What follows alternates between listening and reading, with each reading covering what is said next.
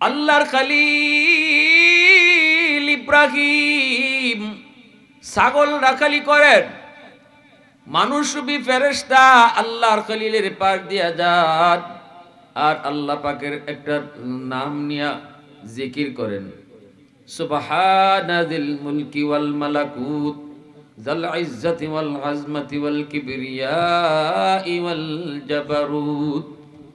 সুবহানাদিল মুলকি ওয়াল মালাকুত যাল ইজ্জতি ওয়াল আজমতি ওয়াল কিবরিয়াই ওয়াল জাবারুত। এত সুন্দর আল্লাহ পাকের নামটা শোনা মাত্রই ইব্রাহিম খলিল পাগলের মতো হয়ে গেলেন, দেওয়ানা হয়ে গেলেন।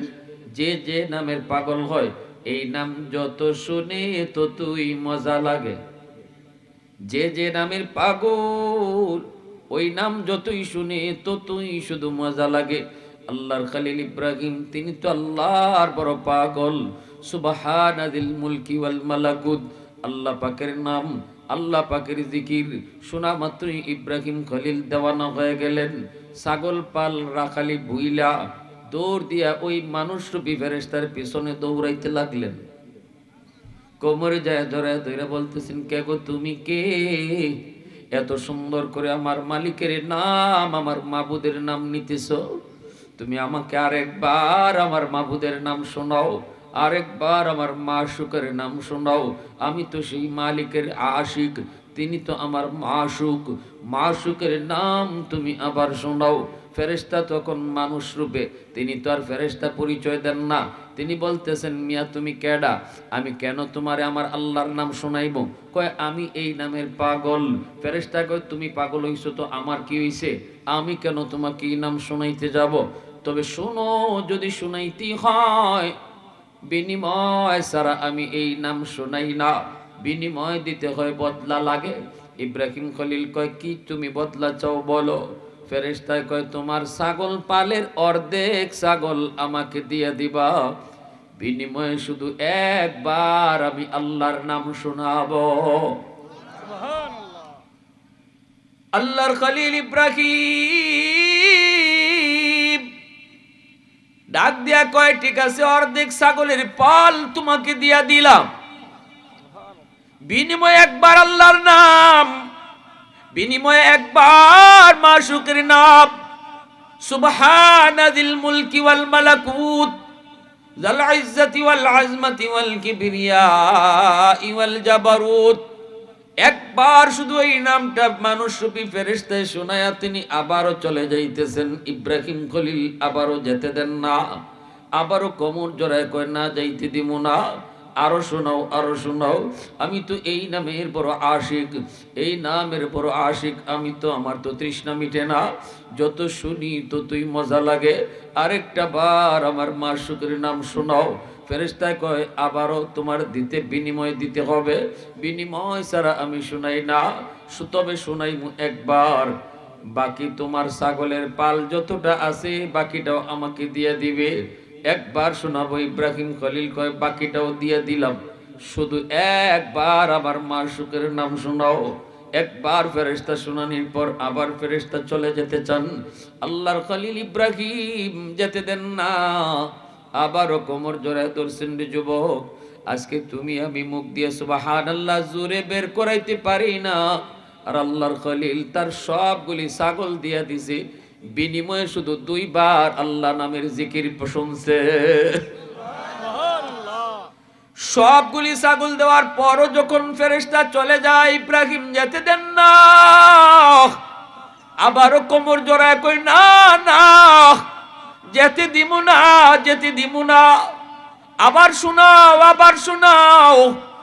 ফেরেশতা কয়, এখন কি দিবা? এখন তো দেওয়ার কিছুই নাই। আল্লাহর খলিল চোখের পানি ধরে কান্দে আর ডাক দিয়া কয়, কে গো তুমি? জানি না, এত সুন্দর করে আমার মাশুকের নাম, এত মজা করে তুমি আমার মাশুকের নাম নিতেছ, যদি আর একবার তুমি আমারে শোনাও, সারা জীবনের জন্য আমি ইব্রাহিম তোমার গোলাম হয়ে যাব। আওয়াজ দিয়ে কও না সুবহানাল্লাহ।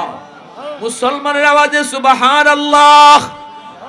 वहदत की हिफाजत नहीं बेक़ुव्वत बाजू,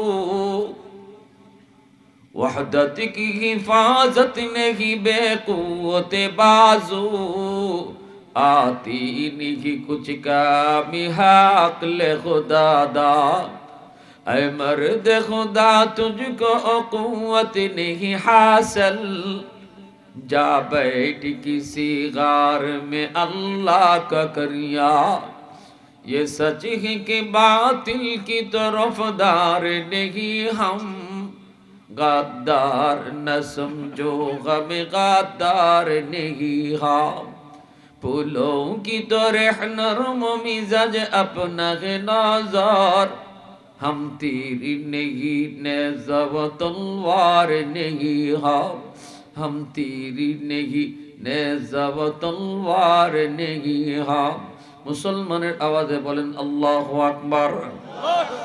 এবার আমার ভাইরা বলতেছিলাম আল্লাহ পাক রব্বুল আলামিন তখন ওই ইমানদার মুমিনদেরকে লক্ষ্য করে বলবে, ও মুমিনেরা শোনো, আমি আল্লাহর সাথেই কথা কইছো, আমি তোমাদের মাবুদ, আমার কদমেই তোমরা সাজদা দিয়েছো, আমার কদমেই তোমরা সাজদা দিয়েছো। এবার তোমরা বলো, আমাকে দেইখা দেইখা সাজদা দেওয়ার ইচ্ছা হয়নি? দুনিয়ার জমিনে আমি আল্লাহকে দেখো নাই, না দেইখা আমার কদমে সেজদা দিয়েছো। আজকে আমি আল্লাহর পা দেইখা দেইখা সেজদা দিতে তোমাদের মন চায়নি। সাথে সাথে ইমানদার মুমিনরা কইব, মালিক তোমার কদমে আমরা সেজদা দিব, দেইখা দেইখা সেজদা দিব, এই আশায় 60 বছর 70 বছর না দেইখা সেজদা দিছি। সুবহানাল্লাহ জোরে। একদিন তোমার কদম দেইখা দেইখা সেজদা দিব, এই আশায় 60 বছর না দেইখা সেজদা দিছে গো আল্লাহ। আজ আমাদেরকে তোমার পা মোবারক দেখাও, আমরা তোমার পা দেইখা দেইখা সেজদা দিতে চাই। এর যুবক, আমি আপনি মসজিদে নামাজ পড়ি কিন্তু আল্লাহর পা দেখি না, কিন্তু মূলত মেরাজ নামাজ হচ্ছে মুসলমানের মেরাজ। নামাজের জন্য নামাজ হলো মেরাজ। নবী কয় মুসাল্লি ইউনাজি রব্বা, মুসাল্লি ইউনাজি রব্বা। নামাজি যখন নামাজে পড়ে তখন আল্লাহর সাথে কথা কয়। নামাজি কার সাথে কথা কয়? একটু জোরে বলেন, কার সাথে কথা কয়? এজন্যই মুসা নবী বলছিল, মালিক তোর পাহাড়ে তোমার সাথে আমি মুসা কালিমুল্লাহ কথা বলি, আমি ছাড়া আর কারোর সাথে কি তুমি কথা বলবা? আল্লাহ বলে, মুসা কি কইছো? আল্লাহ কইছি আমার সাথে তুমি যেভাবে কথা কও আর কারো লগে কি বা কথা কইবা? যে নিজের একটু ক্রেডিট নিতে চাইলেন মুসা নবী। আল্লাহ পাক কইরে, মুসা তোমার সাথে আমি কথা বলি কিন্তু মাঝখানে পর্দা আছে। পর্দার এই প্রান্তে আমি, পর্দার ওই প্রান্তে তুমি। সায়াতি উম্মাতুন, অদূর ভবিষ্যতে দুনিয়ায় একদল উম্মত আসতেছে, উম্মত, ওই উম্মতের সাথে আমি আল্লাহ কথা বলবো। লাইসা বাইনি ওয়া বাইনাহুম হিজাব, আমার মাঝে আর তাদের মাঝে কোনো পর্দাই থাকবে না। তোমার সাথে কথা বলি মাঝখানে পর্দা, কিন্তু একদল উম্মতের সাথে আমি আল্লাহ কথা বলবো, মাঝখানে পর্দা থাকবে না। মুসা নবী কয়, মালিক এরা কোন উম্মত? আল্লাহ বলে, উম্মতে মুহাম্মদ, আমার বন্ধু মুহাম্মদের উম্মত। মুসা নবী কয়, মালিক আমি তো তোর পাহাড়ে এসে তোমার সাথে কথা বলি, ওরা কোন পাহাড়ে গিয়া কথা কইব?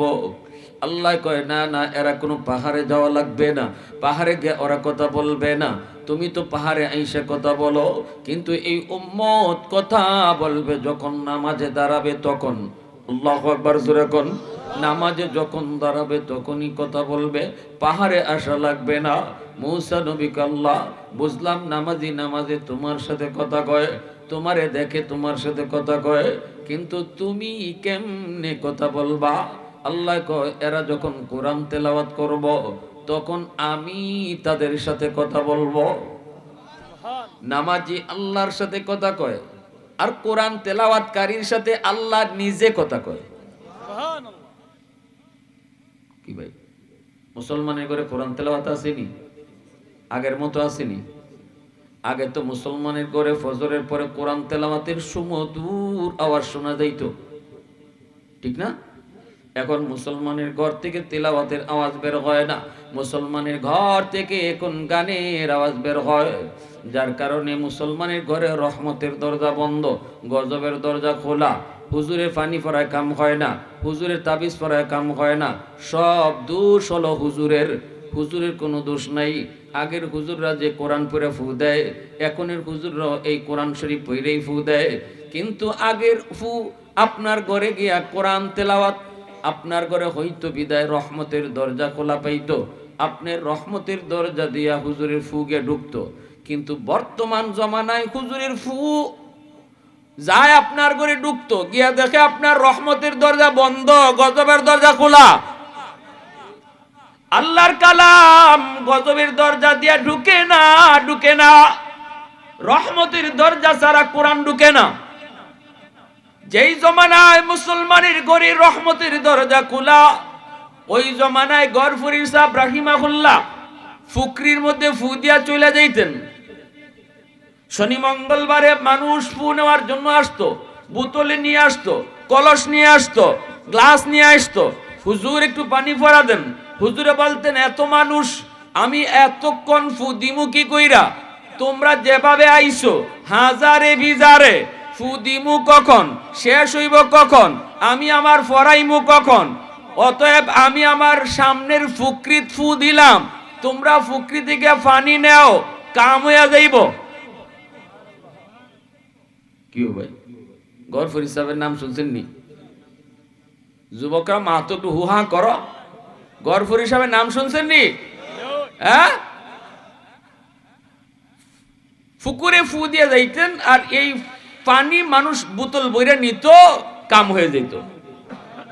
আর এখন হুজুরের কাছ থেকে সরাসরি ফু নেই আমরা, এরপরও কাম হয় না। কারণ কি?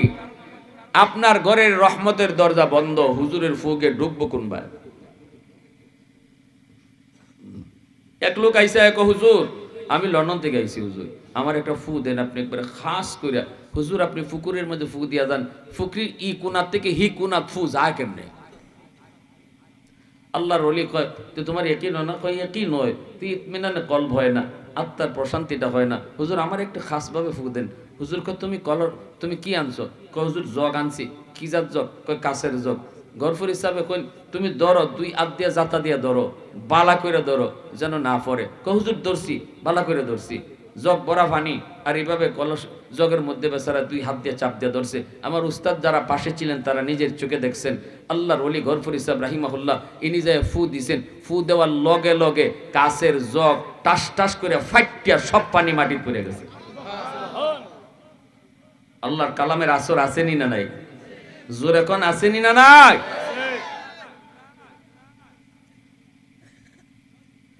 সমস্যা কোন জায়গায়?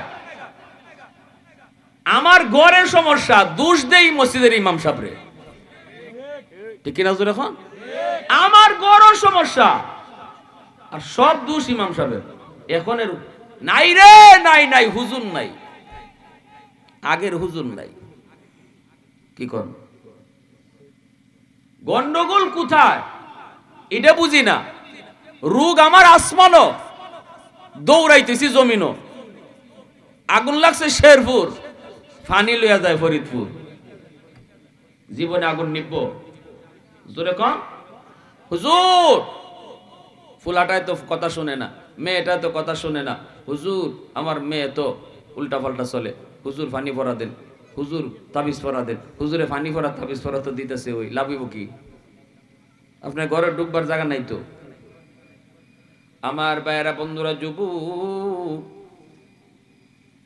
এবার একটু মনোযোগ দিয়ে দিলটা নরম করে কথাগুলি বুঝো।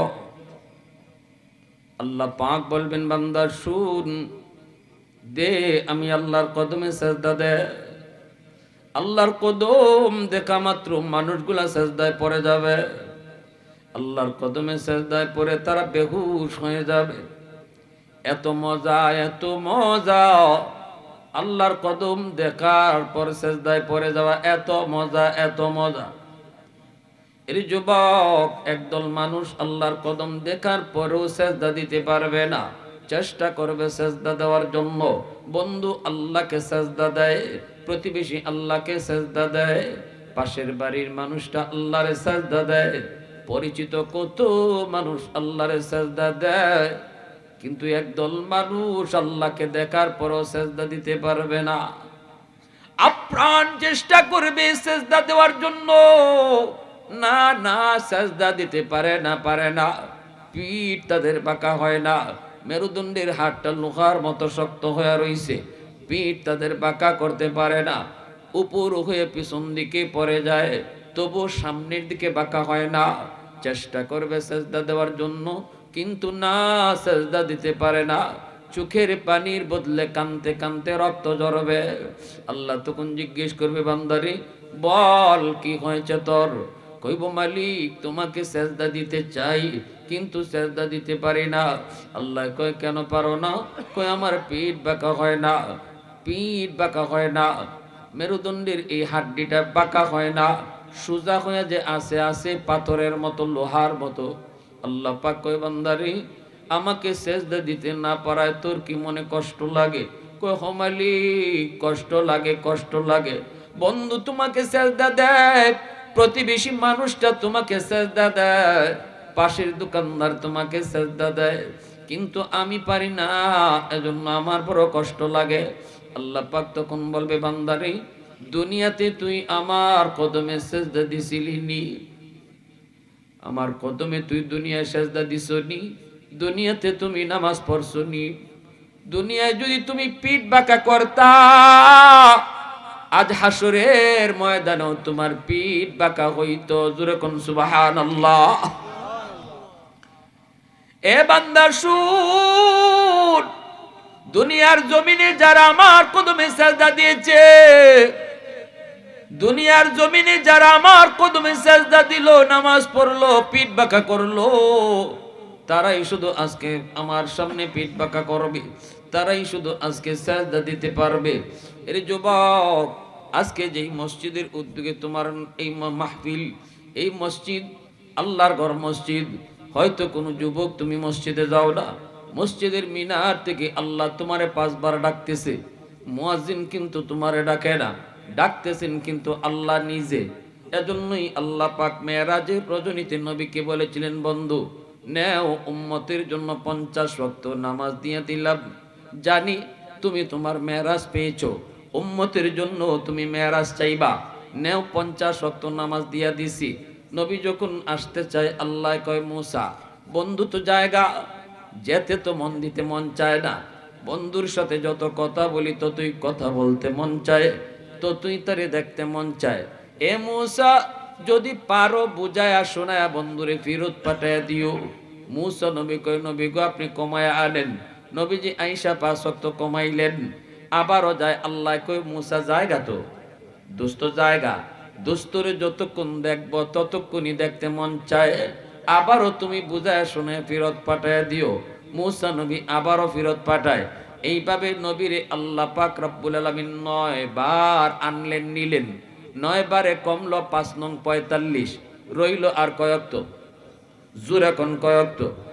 এই 5 ওয়াক্ত লইয়া যখন নবীজি আসতে চায়, আল্লাহ তখনও কয় মুসারে আমার বন্ধুকে আবারও যদি পারো বুঝাইয়া পাঠায়া দিও। সুবহানাল্লাহ। মুসা নবী কয়, নবী গো না 5 ওয়াক্ত পারবে না, 2 ওয়াক্ত আমার উম্মত পারে নাই। আমার আপনার নবী কয় না আমি আর যাব না, যতবার গেছি ততবারই আল্লাহ 5 করে কমাইছে, এখন রইছে 5 ওয়াক্ত। না না আমি আর আল্লাহর কাছে এই 5 নিয়ে যাব না। মুসা নবী কয়, না গো নবী যান, ফিরত আল্লাহ খালি হাতে ফিরত দিবে না। আল্লাহ আমারে অ্যাডভান্স মেসেজ দিছে, কোনো না কোনো একটা ফায়দা হবেই হবে, যান আপনি যান। মুসা নবী শিখাই দিছে, নবী গো এবার যে আপনি যাবেন, গেলে পরে আল্লাহ যদি জিজ্ঞাসা বন্ধু কেন আইছো, আপনি কইবেন মালিক 9 বার আইছি, আমি কইছি আমি কেন আইছি, এখন আমি কেন আইছি আমি কইমু না, তুমি কও। কারণ অন্তরের খবর জানেন কে? একটু আওয়াজ দিয়া বলেন কে? আরো জোরে বলেন কে?